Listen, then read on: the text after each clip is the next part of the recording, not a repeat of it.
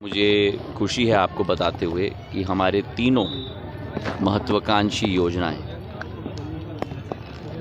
दिल्ली से आगरा पहुंचने तक यमुना एक्सप्रेसवे तो 2-2.5 घंटे में हम लोग पहुंच जाते हैं, लेकिन आगरा से धौलपुर मुरैना से ग्वालियर आते आते 2-2.5 घंटे लग जाते हैं। हमारी नई अलाइनमेंट जो मैं उनसे बात कर रहा था पिछले 2 वर्षों से, नई अलाइनमेंट की सड़क 88 किलोमीटर की जो वर्तमान की 120 किलोमीटर की है, नई अलाइनमेंट की सड़क पूर्ण रूप से मंजूर हो चुकी है, टेंडर लग चुके हैं, ज़मीन की अधिग्रहण करने की बाकी है। 80% ज़मीन जब NHAI को दिया जाएगा तो फिर उसका शिलान्यास भी हम लोग मिलकर कर पाएंगे। इस पर मैं पूर्ण रूप से प्रयासरत हूँ। 4 ज़िलों को हमें कवर करना होगा, आगरा को, धौलपुर को, मुरैना को और ग्वालियर को। चारों ज़िलों के प्रशासन से और सरकारों से मेरी चर्चा चल रही है कि जल्द से जल्द ये हो पाए, ताकि जब टेंडर्स खुलेंगे अगले 3 हफ्तों के अंदर, तब जल्द से जल्द उसका हम लोग शिलान्यास भी कर पाएँ। लेकिन ये ज़मीन NHAI के सुपुर्द हमें करना होगा, तभी इस कार्यक्रम को हम विधिवत कर पाएंगे। इसी के साथ पश्चिमी बाईपास जो करीब 955 करोड़ रुपए की योजना है, उस पर भी मेरी चर्चा हुई है। वो भी करीब स्वीकृत हो रहा है और तीव्र गति से उस पर भी हम लोग कार्य करेंगे। और उसी के साथ अटल एक्सप्रेसवे पे भी हम लोग, मुख्यमंत्री जी, गडकरी साहब और हम चर्चा कर रहे हैं, क्योंकि हमारी सोच है कि केवल एक्सप्रेसवे नहीं, लेकिन एक्सप्रेसवे के दोनों तरफ औद्योगिकरण भी होना चाहिए। तो उस पर भी हम लोग पूर्ण कार्य कर रहे हैं। जहाँ तक आपकी बात हुई एयरपोर्ट की, एयरपोर्ट पूर्ण रूप से अब तैयार हो चुका है। अगले 2 दिन में हमारा डीप क्लीनिंग भी समाप्त हो जाएगा, तो पूर्ण रूप से तैयार हो जाएगा।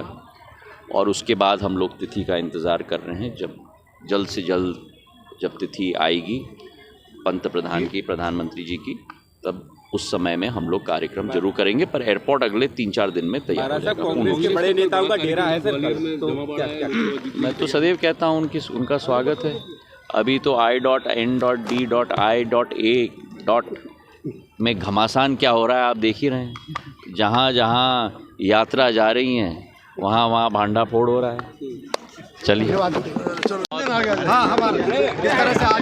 आज बहुत ऐतिहासिक और रोमांचक कार्यक्रम सांसद खेल महोत्सव के आधार पर आयोजित किया गया है। प्रधानमंत्री जी की यही सोच है कि हर एक जिले में, हर एक वार्ड में, वहाँ से हमारे बच्चों, युवा और युवती की हुनर को हमें राष्ट्र पटल पर नहीं लेकिन विश्व पटल पर निखारना है।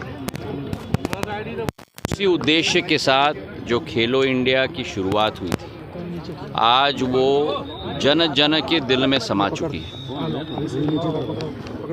प्रधानमंत्री जी का जो संकल्प था, भारत को आर्थिक शक्ति के रूप में उभरना, है, पर युवा शक्ति के रूप में भी उभरना होगा। और आज इस खेल महोत्सव में हुआ होगा कि इतना हुनर है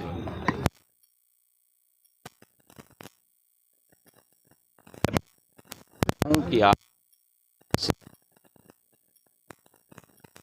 अगले कई दिन ये चलता। और ऐसा ही सांसद खेल महोत्सव हम लोग पूरी अशोकनगर और गुना संसदीय क्षेत्र में करना चाहिए, पर मैं तो जिलेवार भी कर रहा हूँ। चारों जिलों में हम लोग आयोजित कर रहे हैं और इससे नौजवान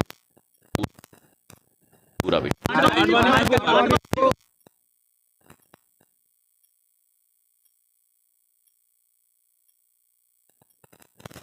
जीवन की तपस्या जन सेवा रही है। वानी जी का जीवन संघर्ष का जीवन रहा है। अडवाणी जी का जीवन भारत माता की सेवा का जीवन रहा है। हम सबके सर्वमान्य हैं, सर्वश्रेष्ठ हैं और आज मन में खुशी और उमंग है कि उन्हें भारत रत्न से सम्मानित किया गया है। माँ भारती की माटी से ऐसे दिव्यमान नक्षत्र जिन्होंने माँ भारती की सेवा के लिए